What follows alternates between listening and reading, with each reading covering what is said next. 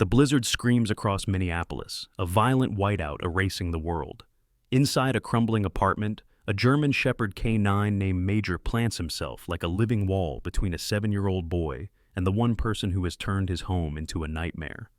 The floor is slick with melting snow, an asthma inhaler lies nearly empty like a ticking clock, and a bruised mother's silent plea hangs in the freezing air.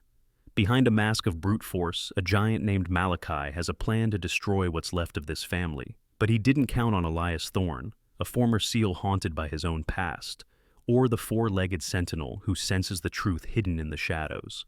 What happens next will take you from a desperate escape to a final stand in a red-lit fortress, proving that even in the coldest night, a miracle is waiting to be found. Before we begin, tell me where you are watching from. Drop your country in the comments below. If you believe no child or animal should ever face fear alone, hit subscribe now and share this story with someone who needs hope. The city of Minneapolis did not just experience winter, it endured it like a long, suffocating siege. On this particular Christmas Eve, the atmosphere had transformed into a lethal whiteout, a phenomenon where the sky and the earth merged into a single, depthless wall of churning frost. The wind was no longer a sound, but a physical assault, a rhythmic shriek that scoured the brick facades of the warehouse district and drove snow horizontally with the force of needle pricks. Visibility was reduced to a mere 3 feet, turning the familiar urban grid into a disorienting labyrinth of shadows and ice. The street lamps, usually beacons of warmth, were reduced to dim, ghostly orbs struggling to penetrate the crystalline haze. In this frozen purgatory, the only sign of life was the low, rhythmic thrum of a heavy engine, a modified black Ford 50 Raptor, creeping through the drifts like a lone predator in a dead world. Inside the cabin, Elias Thorne sat with his large, scarred hands, gripped tightly at the 10-2 position on the steering wheel. Elias was a man built from granite and silence, a 40-year-old former Navy SEAL whose presence commanded the air around him. His face was a map of past conflicts, a sharp, angular jawline partially hidden under a thick, salt and pepper beard that was currently frosted with rime. His eyes, a piercing, icy blue, remained fixed on the swirling chaos ahead, though they held a permanent haunted shadow, the 1,000-yard stare of a man who had seen too much. 5 years prior, a botched extraction in the Hindu Kush had claimed the life of his spotter and best friend, leaving Elias with a heart as cold as the Minnesota winter and a soul burdened by survivors' guilt. He had retired to the fringes of society, taking a job as a private security contractor for the city's critical infrastructure, preferring the company of the storm to the noise of the living. In the passenger seat sat Major, a 5-year-old German Shepherd, who was more a partner than a pet. Major was a magnificent specimen of his breed, weighing nearly 90 pounds of lean muscle and alertness. His coat was a rich tapestry of sable and midnight black, thick enough to withstand the sub-zero temperatures of the Arctic Circle. Unlike most dogs who would be curled in sleep, Major sat bolt upright, his ears twitching independently as they scanned the frequencies of the wind. He was an Arctic specialist, trained in search and rescue, and he shared a symbiotic bond with Elias that transcended words. Major knew the weight of the man's grief, and in return, Elias trusted the dog's instincts more than his own instruments.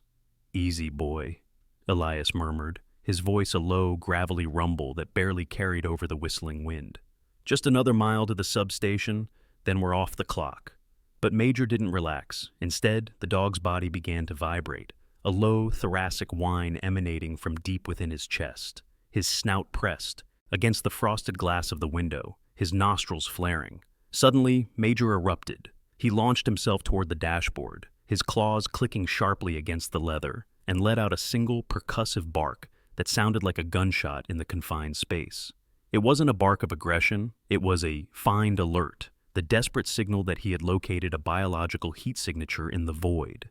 Elias didn't hesitate. He slammed on the brakes, the heavy truck fishtailing violently on the black ice before the specialized tires bit deep into the snow, bringing them to a jarring halt near an alleyway off Washington Avenue. Elias threw the truck into park and grabbed his heavy, olive-drab military parka, pulling the hood over his head. "Stay sharp," he commanded, though it was unnecessary. As soon as he cracked the door, the storm lunged inside, a freezing claw of air that threatened to rip the hinges off. Elias stepped out into thigh-high drifts, his tactical boots crunching into the frozen crust.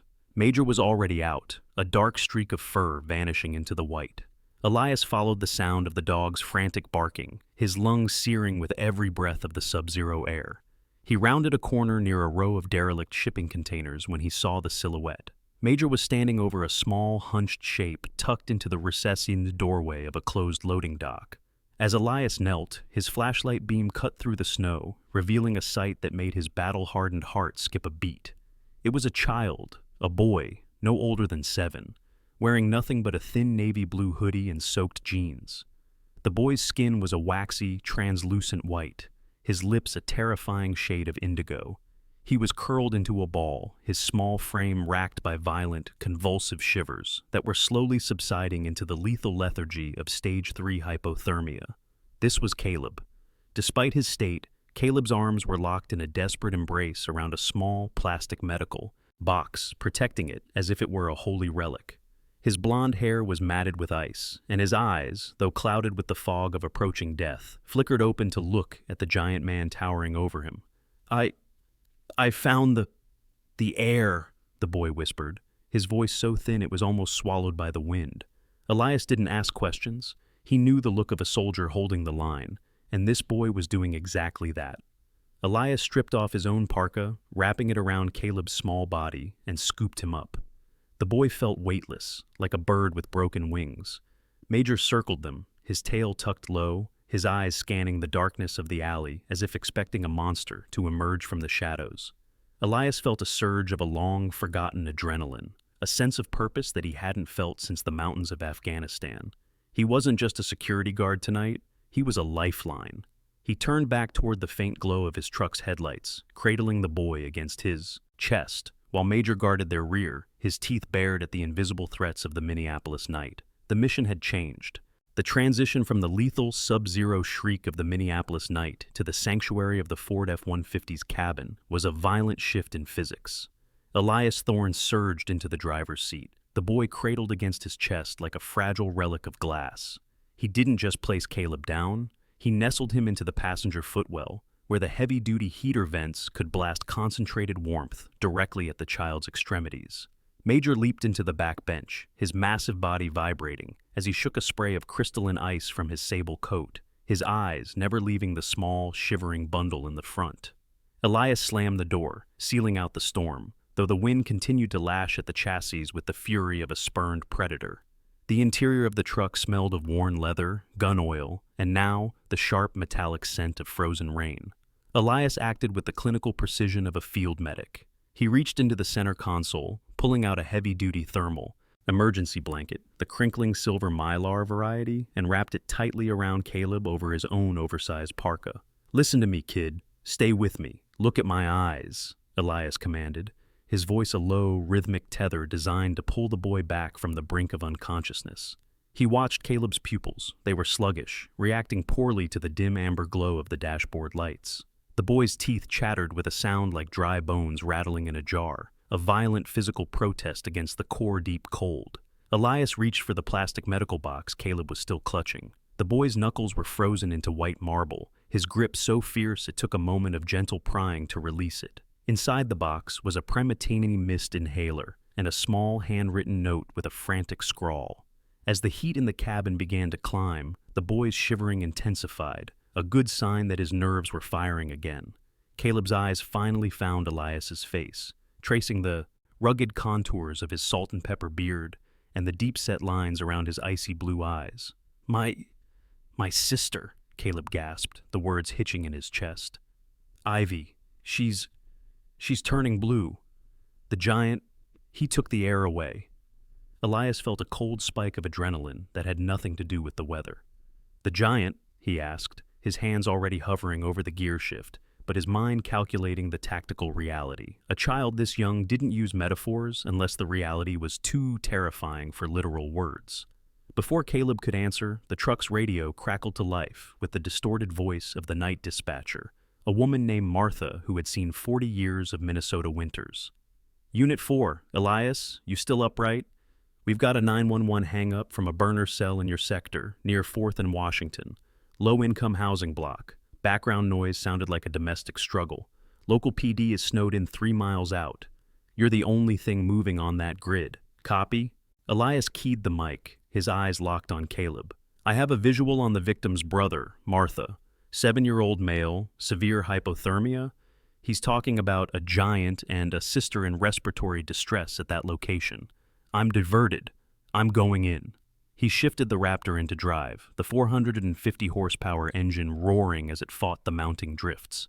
As they lurched forward, Caleb began to speak, his voice gaining a desperate clarity. He described the giant, a man named Malachi Haynes. From Caleb's terrified descriptions, Elias painted a mental picture of a monster. Malachi was a mountain of a man, a disgraced former amateur wrestler who stood nearly 6'6", with a neck like a bull and a temperament fueled by cheap bourbon and a dark, simmering resentment toward the world. He had moved in with Caleb's mother, Sarah, 3 months ago, turning their small apartment into a fortress of fear. Sarah, as Caleb described her, was a woman of quiet grace, a nurse who had eyes like summer, but lately those eyes were always bruised or downcast. She was tall and slender, with auburn hair that she used to wear in a braid, but Malachi had forced her to cut it short, a cruel act of control. He locked the windows, Caleb whispered, his small hand reaching out to touch the soft fur of Major's head as the dog leaned forward to lick the boy's ear. He threw Ivy's medicine in the trash, but I've found it. I ran when he was hurting Mommy. The boy's voice broke, and for the first time a tear escaped, freezing instantly on his cheek despite the cabin's warmth. Elias gripped at the steering wheel so hard that the leather groaned. He knew the type. Malachi wasn't just a man. He was a coward who used his size to eclipse the sun for those smaller than him. The giant had systematically dismantled a family's safety, and tonight, under the cover of the year's worst storm, he was finishing the job. The truck skidded around a corner, the bar, headlights illuminating a grim brick-faced tenement building that looked more like a prison than a home. This was the location Caleb had fled from. Elias checked his sidearm, a standard-issue Sig Sauer, and felt the familiar heavy weight of duty. He looked at Major in the rearview mirror. The dog's hackles were up, a ridge of black fur standing stiff along his spine. Major knew. They weren't just here to drop off a passenger. They were here for an extraction. Major, guard the boy, Elias barked. The German shepherd moved with fluid grace, hopping over the seat to occupy the space next to Caleb, his massive head resting on the dashboard, his eyes fixed on the building's entrance. Elias turned to Caleb, his expression softening just a fraction, a glimpse of the man he had been before the mountains broke him. Caleb, you did the hard part. You got the medicine. You found us. Now, you stay here with Major. He's the best soldier I know. If anyone who isn't me tries to open this door, Major will handle it. Do you understand? Caleb nodded, buried deep in the mylar and the oversized parka, looking like a tiny knight in silver armor. Elias stepped out into the blizzard once more. The cold was a physical blow, but he didn't feel it. He had a target. He had a mission. And for the first time in 5 years, the ice in Elias Thorne's heart wasn't just cold. It was sharp. He moved toward the building, a shadow in the whiteout, a sentinel of the storm coming to collect a debt. The foyer of the apartment complex felt less like a residential entryway and more like a concrete vault designed to trap sound and hope. As Elias Thorne stepped through the heavy steel door, the relative silence of the hallway was a jarring contrast to the banshee shriek of the blizzard outside. The air here was stagnant, smelling of boiled cabbage, damp drywall, and the unmistakable sharp tang of cheap bourbon that seemed to leak from the very pores of the building. Elias moved with a predatory grace, his tactical boots making no sound on the stained linoleum. His hand rested habitually on the grip of his Sig Sauer, not out of aggression, but as a byproduct of a decade spent in environments where the shadows bit back. He reached the stairwell, his icy blue eyes scanning the numbers. Unit 4C, the top floor. As he ascended, the muffled sounds of a domestic nightmare began to vibrate through the floorboards. It started as a low, guttural thrum, the voice of Malachi Haynes, sounding like a grinding of stones. Elias paused on the third-floor landing to adjust his gear, his breathing rhythmic and shallow, a technique to keep his heart rate below the threshold of panic. He remembered Caleb's description, the giant. In the SEAL teams, Elias had faced insurgents who believed they were invincible, but men like Malachi were a different species of monster. They didn't fight for a cause. They fought to feel the crunch of someone smaller beneath their thumb. Reaching the fourth floor, the door to 4C was slightly ajar, the frame splintered as if it had been kicked or slammed with excessive force. Elias didn't rush. He stacked himself against the wall, listening. "Where is he, Sarah? Where did that little rat go with the box?" The voice was a roar, followed by the sickening thud of a heavy object hitting a wall. Then a woman's voice, thin, ragged, but tempered with a mother's iron defiance. "He's gone, Malachi. He's far away from you. Just, please, Ivy can't breathe. Look at her." Elias pivoted into the doorway, his silhouette filling the frame. The scene inside was bathed in the flickering, sickly blue light of a television set that was broadcasting static. The apartment was a wreckage of broken furniture and shattered glass. In the center of the room stood Malachi. Caleb hadn't lied. The man was a titan of flesh and malice.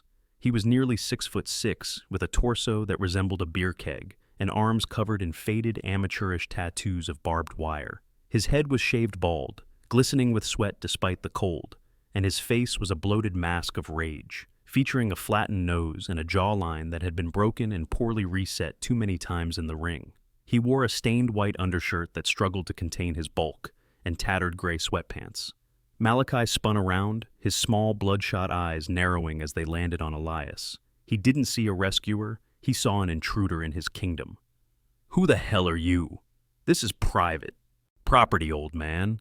Get out before I snap you in half," Malachi growled, taking a heavy step forward. Elias didn't flinch. His gaze moved past the giant to the woman slumped against the kitchen counter. Sarah was exactly as Caleb had described, but the reality was more harrowing.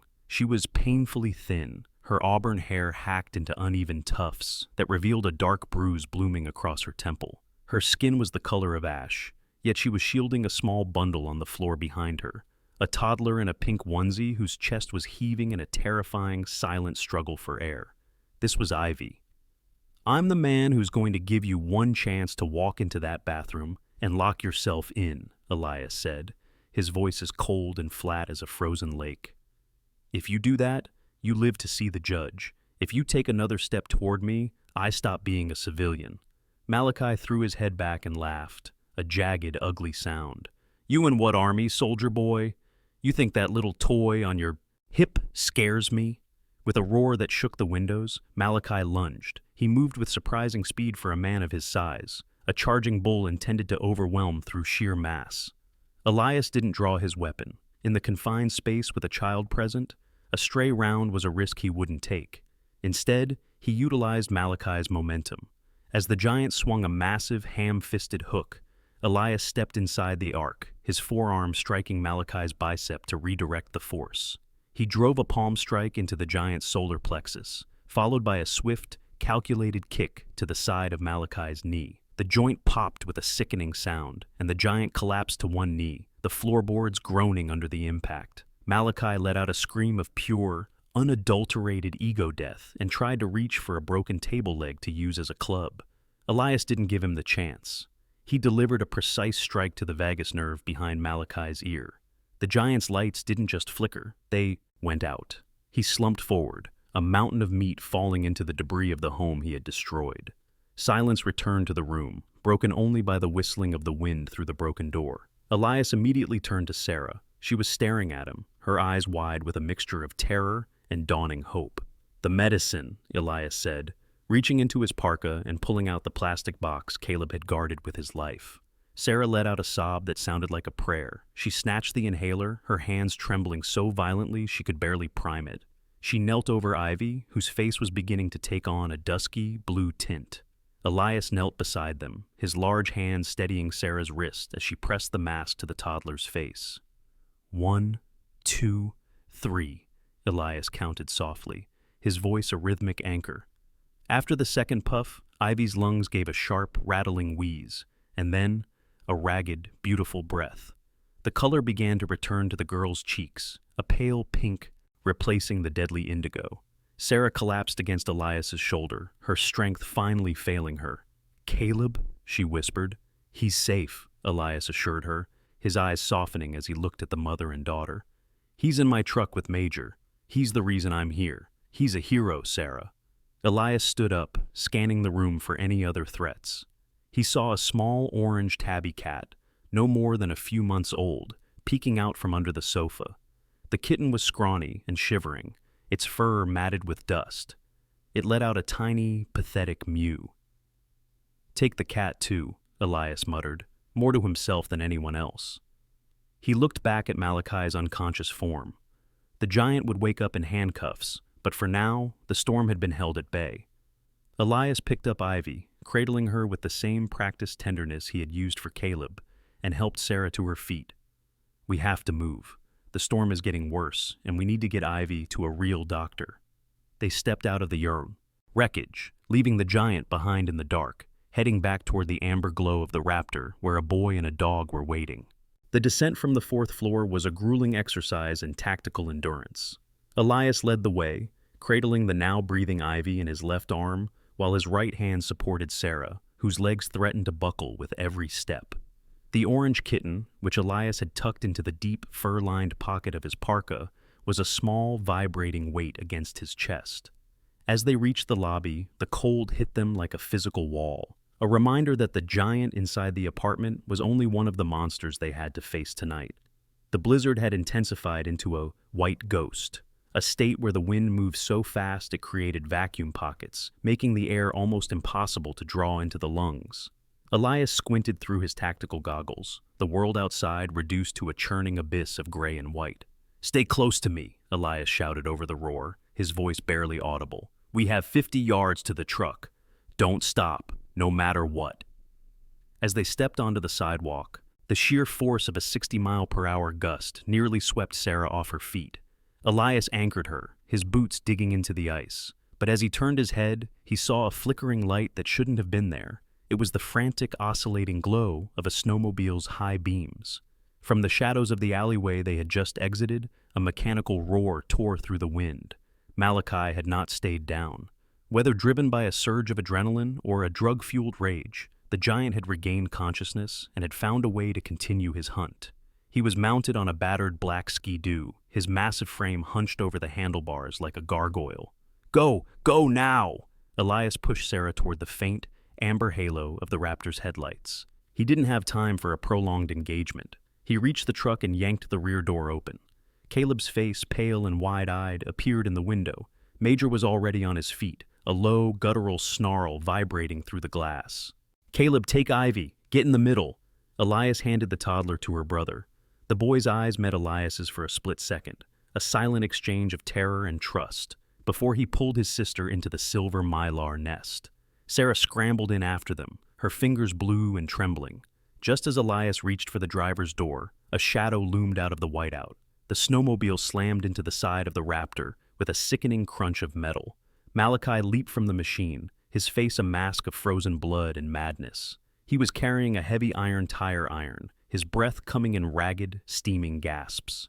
"She's mine!" he screamed, the sound lost to the wind for everyone but Elias. "You don't take what's mine!"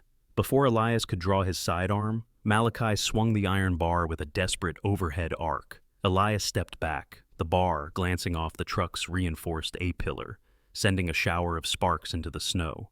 Elias knew he couldn't engage in a boxing match in this weather. The cold had already sapped his fine motor skills. He used the only weapon he had left, the storm itself. He feigned a stumble, drawing Malachi further into the deep, unplowed drift between the truck and the snowmobile. As Malachi lunged, his heavy boots sank into the hidden, knee-high snowbank. Elias pivoted, using his weight to drive a shoulder into Malachi's chest, sending the giant backward. Malachi's head struck the metal frame of his own snowmobile with a hollow thud. He didn't go out this time, but he was dazed, struggling to find purchase in the shifting powder. "Major, guard!" Elias barked. The rear window of the Raptor was down just an inch. The German Shepherd didn't need a second invitation. Major launched himself through this gap in a 90-pound blur of fur and teeth. He didn't bite to kill. He bit to pin. He clamped his jaws onto Malachi's heavy sleeve, his weight and strength keeping the giant pinned against the snowmobile. "No, Major, back!" Elias commanded after a second, realizing the dog was at risk of frostbite if he stayed out too long. Major released his grip and retreated to the truck's running board, his eyes fixed on the struggling man. Elias leaped into the driver's seat and slammed the shifter into reverse. The Raptor's tires spun for a terrifying heartbeat before catching the pavement beneath the ice. He floored it, the truck roaring as it backed away from the dazed Malachi and the wrecked snowmobile. He looked in the rearview mirror. Malachi was a shrinking silhouette in the whiteout, a man defeated by the very family he thought he owned. But the danger wasn't over. The dashboard chime began to ping, a low fuel warning. The idling and the fight against the drifts had drained the tank faster than Elias had anticipated. "Is she okay?" Caleb's voice came from the back, small but steady. He was holding the inhaler against Ivy's face, his movements rhythmic and calm. Sarah was huddled next to them, her hand resting on Major's head as the dog sat between the seats, acting as a living heater. The orange kitten had crawled out of Elias's pocket and was now curled in Caleb's lap, a tiny spark of warmth in the silver blanket. "She's breathing, Caleb. You're doing great," Sarah whispered, though her own eyes were fixed on the road ahead. The city was a graveyard of stalled vehicles. Elias had to navigate through the side streets of the warehouse district, avoiding the main arteries where the snow had piled into impassable mountains. He reached for the radio. "Martha, this is Thorne. I have the family. 3 victims, 1 pediatric respiratory distress. Malachi Haynes is incapacitated at the scene, 4th and Washington. I'm low on fuel and the visibility is 0. I need a clear path to Hennepin County Medical." The radio hissed with static before Martha's voice broke through, sounding uncharacteristically tense. "Elias, listen to me. The bridge is closed. A semi jackknifed on the ramp.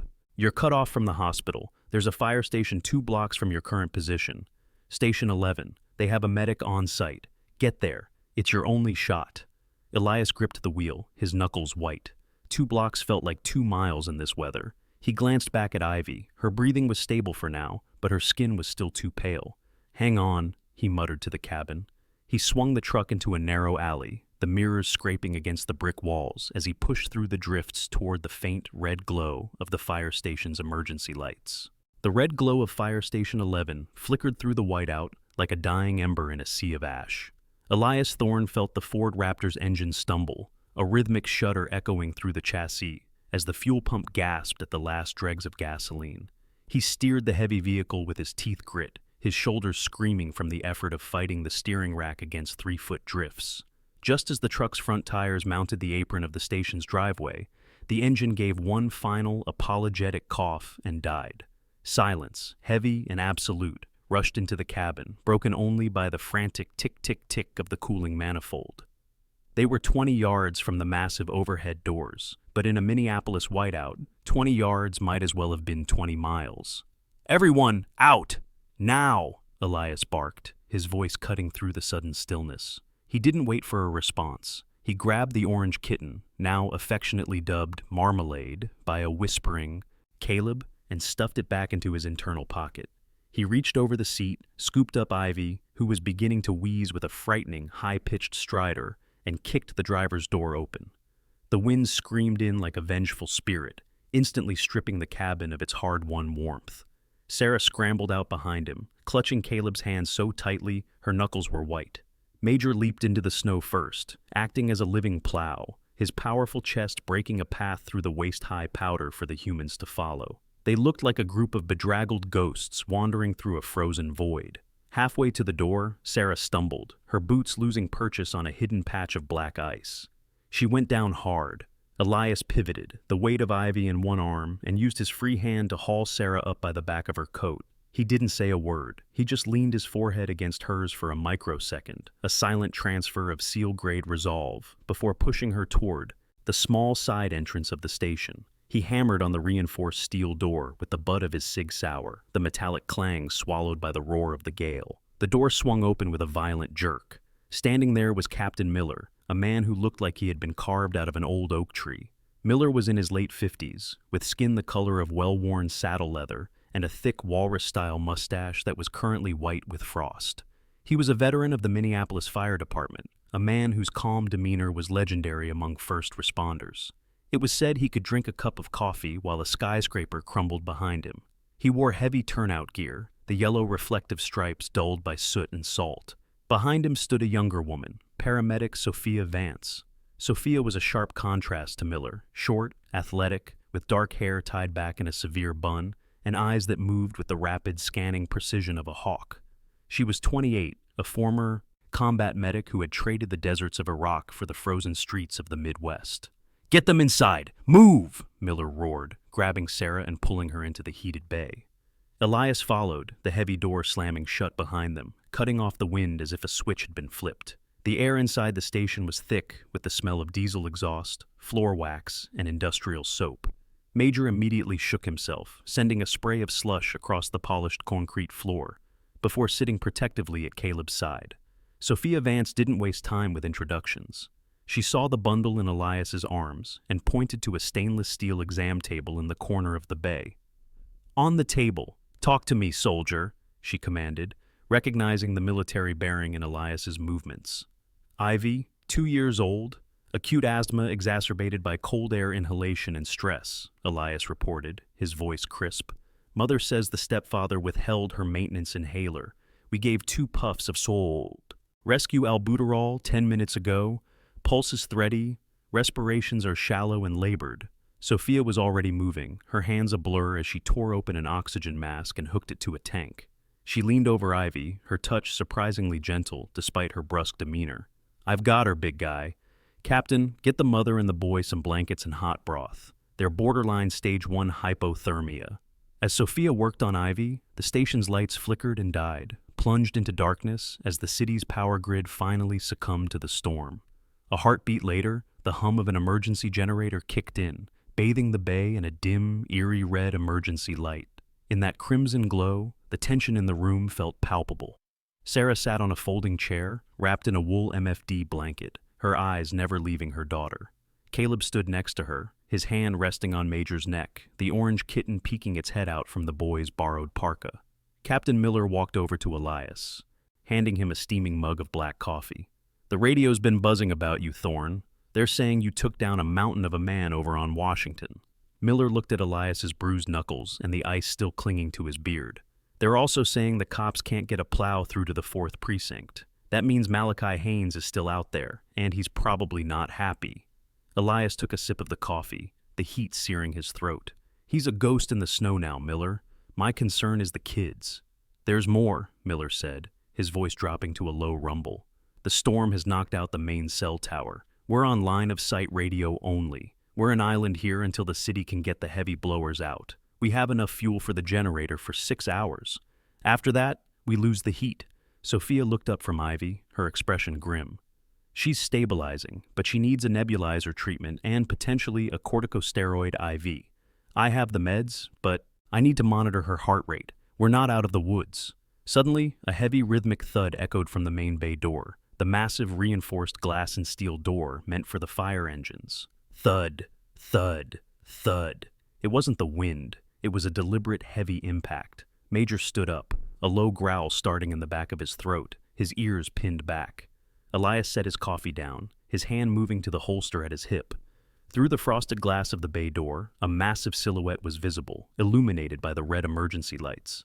It was a shape that shouldn't have been there, a man who seemed to have crawled out of the very heart of the storm. "He followed the tracks," Caleb whispered, his voice trembling. "The giant found us." Elias looked at Captain Miller, who reached for a heavy Halligan bar, a specialized firefighting tool, resting against the wall. "Not in my house," Miller grunted. Elias stepped toward the door, his heart rate settling into the cold, rhythmic beat of a man back in the hunt. The sanctuary of Station 11 was about to become a fortress, and the storm outside was no longer their only enemy.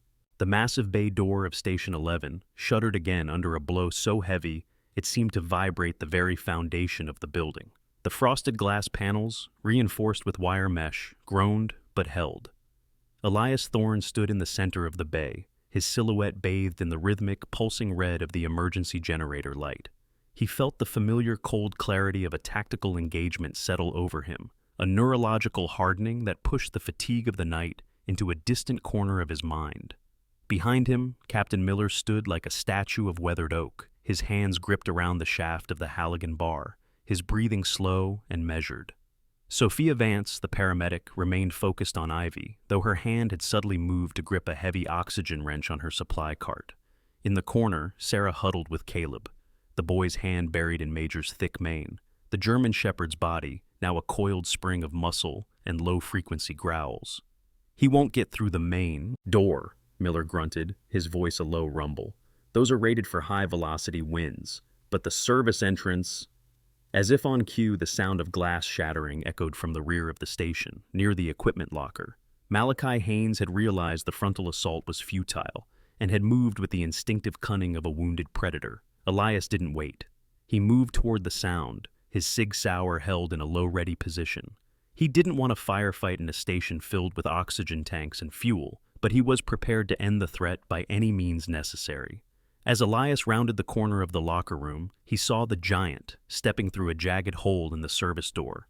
Malachi was a horrific sight. His face was a mask of congealed blood and frostbite, his skin a mottled, necrotic gray where the wind had seared it. He was soaked to the bone, his movements stiff, yet he was propelled by a singular pathological obsession. In his hand, he swung a heavy, rusted length of chain he had scavenged from his wrecked snowmobile. He looked less like a man and more like a vengeful revenant of the storm. "Give her back," Malachi wheezed, his voice at a wet, rattling sound. He swung the chain, the heavy links whistling through the air to shatter a ceramic sink nearby. Elias stepped into the light, his gaze unflinching. "It's over, Malachi. You're dying of exposure, and you don't even know it. Sit down before your heart stops." But Malachi didn't listen. With a primal scream that tore through the quiet of the station, he lunged. The fight was not a choreographed dance. It was a brutal, ugly collision of wills. Malachi swung the chain in a wide, horizontal arc. Elias dropped low, the metal links grazing the top of his hood, and drove a powerful thrust into Malachi's lead knee.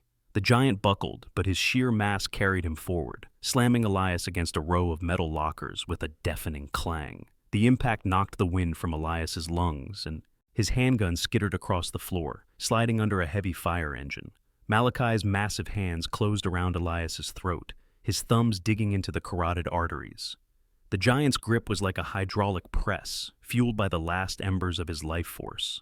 Elias's vision began to gray at the edges, a tunnel of crimson darkness closing in. He reached up, not to pull at the fingers, but to find a pressure point. He jammed his thumbs into the nerve clusters beneath Malachi's ears, but the man was too far gone to feel pain. Just as the darkness was about to claim Elias, a flash of black and sable fur erupted into the room. Major had ignored the stay command when he heard the sounds of his partner being crushed. The German Shepherd launched himself with 90 pounds of kinetic energy, his jaws locking onto Malachi's shoulder with a sickening crunch. The giant roared, his grip loosening just enough for Elias to gulp in a desperate lungful of air. Elias didn't hesitate. He delivered a brutal short-range elbow to Malachi's temple, followed by a knee to the groin. Malachi collapsed backward into a stack of heavy yowder-filled fire hoses. He tried to rise one last time, his eyes wide and glassy, but his body finally betrayed him. The combination of the blizzard, the injuries, and the sudden shock of the canine attack triggered a massive cardiovascular failure. He slumped against the hoses, his head lolling to the side, the giant reduced to a heap of frozen meat and wasted rage. Major stood over the fallen man, his hackles raised, but he didn't bite again. He looked back at Elias, his tongue lolling in a brief, stressful pant.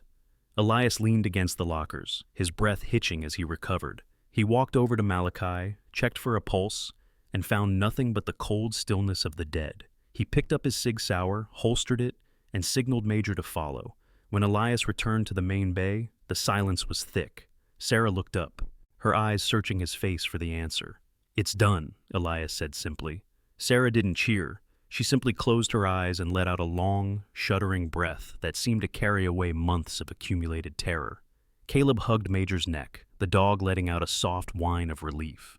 In the corner, Sophia Vance let out a triumphant exclamation. "She's clear! Her O2 sats are at 95%. Ivy was sitting up on the exam table, her eyes wide and curious, watching the orange kitten, Marmalade, swat at a dangling piece of medical tape. The toddler reached out a small, warm hand and stroked the kitten's fur. The air had returned, and with it, the light of life. As the first gray light of dawn began to bleed through the frosted windows, the sound of a heavy, industrial engine rumbled from the street. A massive city rotary snowblower, flanked by 2 police cruisers, was carving a path through the drifts of Washington Avenue. The whiteout was breaking. The storm had spent its fury, and the world was beginning to reappear in shades of pale blue and gold. Captain Miller walked to the main door and hit the manual override. The door rose slowly, revealing a Minneapolis that was transformed, a city of pristine, sparkling white under a rising sun. A tall, thin police officer with a silver star on his chest stepped out of the lead cruiser. This was Officer Marcus Reed, a man known for his stoic fairness and a long-standing respect for Elias. Reed took in the scene, the battered SEAL, the rescued family, and the quiet dignity of the fire station. "We heard the radio traffic, Elias," Reed said, his voice echoing in the crisp morning air. "We found the snowmobile. Looks like you've had a busy Christmas." Elias looked at Sarah, who was now standing, holding Ivy in her arms with Caleb at her side. She looked at Elias, and for the first time, her eyes like summer held a spark of genuine warmth. Elias felt the ice in his own chest, the 5-year winter of his grief finally begin to crack. The mission wasn't just about survival anymore, it was about what came after. The aftermath of a storm is often quieter than the chaos that precedes it. But, for Elias Thorne, the silence of the Hennepin County Government Center was a different kind of oppressive. 2 months had passed since the night at Station 11. The whiteout had long since melted into a muddy, gray Minneapolis spring, but the legal machinery was only just beginning to grind. Elias sat on a polished oak bench in the hallway, his large frame feeling out of place in the sterile, air-conditioned environment. He wore a crisp, charcoal-colored suit that felt like a suit of armor he hadn't earned, his salt-and-pepper beard trimmed short, though the icy blue of his eyes remained as sharp as a winter morning. Beside him, Major lay perfectly still, his chin resting on his paws. The German Shepherd wore a formal service harness, his ears occasionally swiveling to track the click-clack of heels on the marble floor.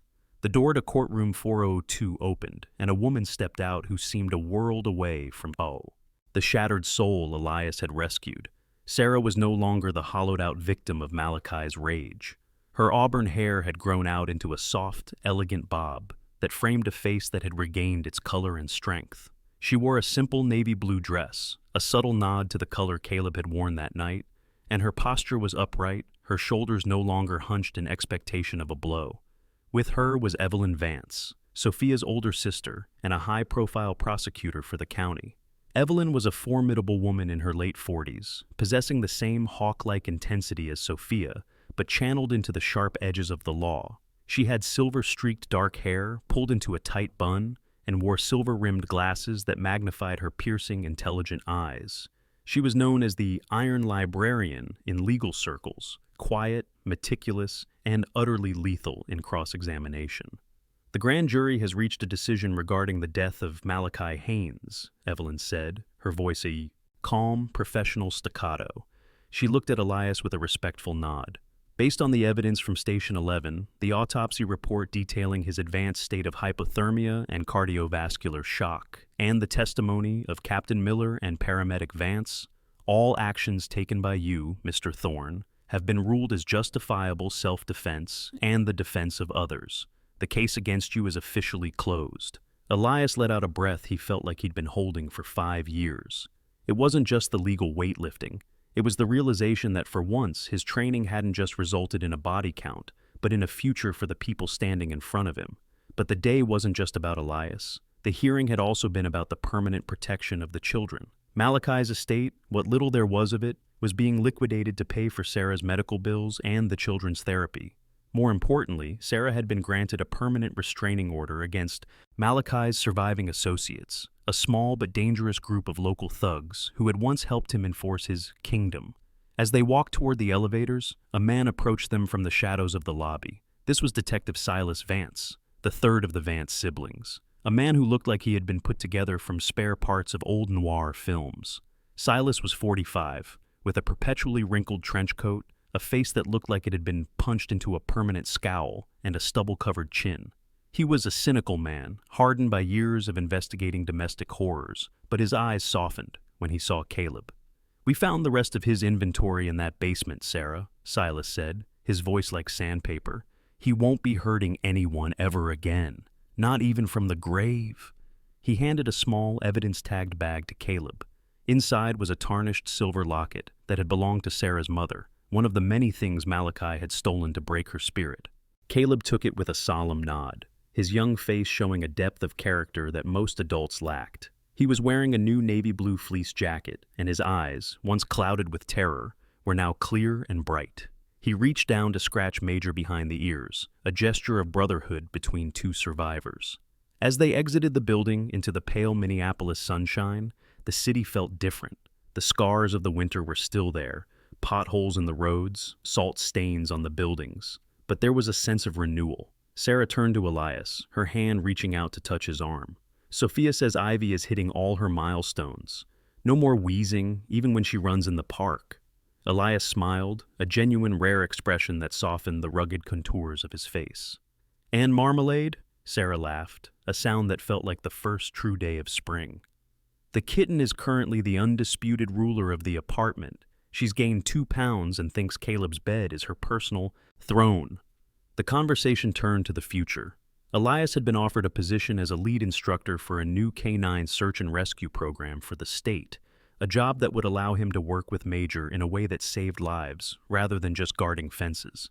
It was a path out of the shadows. "We're having a small dinner tonight," Sarah said, her eyes meeting his with a quiet, hopeful intensity. "Just us, the kids, and Sophia." Caleb asked if the big soldier and the wolf could come. Elias looked at Major, who gave a sharp, affirmative bark, as if he understood the invitation perfectly. "The wolf says he's hungry," Elias replied, his voice losing its gravelly edge. As they walked toward the parking lot, the architecture of justice wasn't found in the marble columns or the judge's gavel. It was found in the way a small boy held his mother's hand without fear, and the way an old warrior finally looked at the horizon without seeing the ghosts of his past. The storm had taken much, but it had left behind something stronger, a family forged in the whiteout, and a man who had finally found a reason to come home. The brutal, monochromatic world of winter had finally surrendered to the vibrant, chaotic rebirth of a Minnesota June. Minneapolis was no longer a city of shadows and ice, but a landscape of emerald greens and shimmering blues. The air, once sharp enough to sear the lungs, was now thick with the scent of blooming lilacs and the damp, earthy aroma of the Mississippi River. Elias Thorne stood on the sun-drenched deck of a small, rustic cottage on the outskirts of the city, watching the morning light dance across the water. He was wearing a simple faded navy blue t-shirt and cargo shorts, a far cry from the heavy tactical gear that had once felt like a second skin. His salt and pepper beard was neatly groomed, and while the icy blue of his eyes still held the wisdom of a man who had seen the abyss, the haunted shadow of the 1,000-yard stare had finally begun to dissolve, replaced by a quiet, steady peace. Major, the German shepherd, was no longer the coiled spring of aggression he had been in the fire station. He lay sprawled in a patch of sunlight, his sable coat glossy and healthy. He was 6 years old now, his muzzle showing a faint, distinguished touch of gray, but his muscles were lean and powerful. He wasn't scanning for threats. He was watching a small orange blur streak across the lawn. Marmalade, the kitten rescued from the giant's wreckage, had grown into a sleek, energetic adolescent cat. She had developed a bold, almost arrogant personality, frequently hunting Major's wagging tail, a game the large dog tolerated with a gentle, brotherly patience. The sound of laughter echoed from the kitchen as Sarah stepped out onto the deck, carrying 2 mugs of coffee. She looked radiant. The short, hacked hair from the winter had grown into a graceful, wavy mane of auburn that caught the sunlight. Her skin, once ash-pale, was now warm and sun-kissed. She had returned to her work as a pediatric nurse, her eyes like summer finally matching the season. Following close behind her were the children. Caleb, now 8, was taller and filled with a quiet, confident energy. He wore a bright blue jersey and carried a tattered baseball glove. Ivy, the 3-year-old whose breath had once been a rattling struggle, was a whirlwind of motion. She was healthy, her cheeks a permanent rosy pink, chasing Marmalade with a squeal of pure, unadulterated joy. As they prepared for a picnic at Minnehaha Falls, a dusty SUV pulled into the gravel driveway. Out stepped Father Dominic, a man who had become a cornerstone of their recovery. Dominic was in his early 60s, with a round, jovial face, a halo of thinning white hair, and hands that were calloused from years of tending to the church's community garden. He was a man of deep empathy, but zero pretension, a street priest who had spent decades working in the city's toughest shelters. He wore a simple black clerical shirt without the collar and carried a basket of fresh strawberries.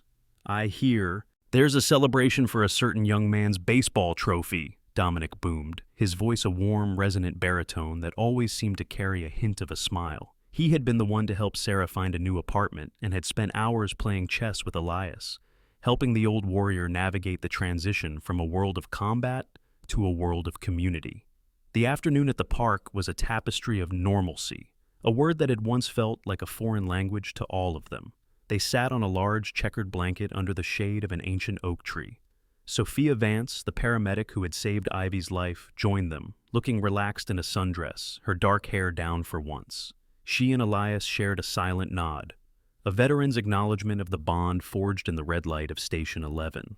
Captain Miller also stopped by, out of uniform, and looking remarkably like a friendly grandfather in his Hawaiian shirt, though he still carried his coffee mug like it was a piece of essential equipment.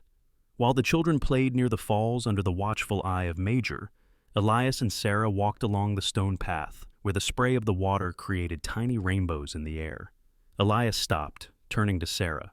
He reached into his pocket and pulled out a small wooden box, not a medical box this time, but one he had carved himself from a piece of fallen oak. Inside was a ring, simple and strong.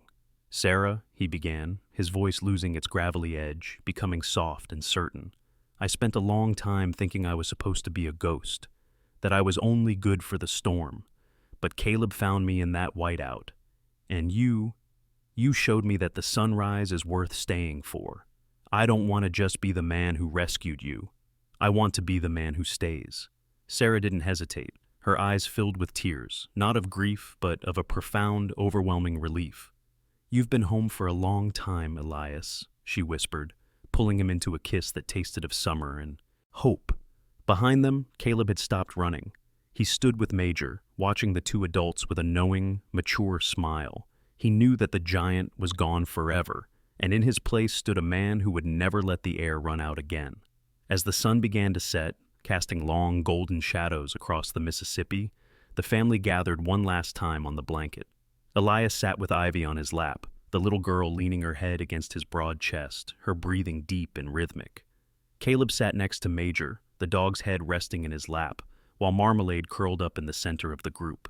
Elias looked at the city skyline in the distance, the same skyline that had been erased by the blizzard 6 months ago. The ice inside him was completely gone. The 5-year winter of his soul had finally ended, replaced by the warmth of a family he hadn't known he was looking for.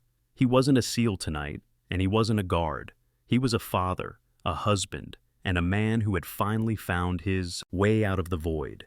The Christmas Sentinel had finished his watch, and a new life had begun.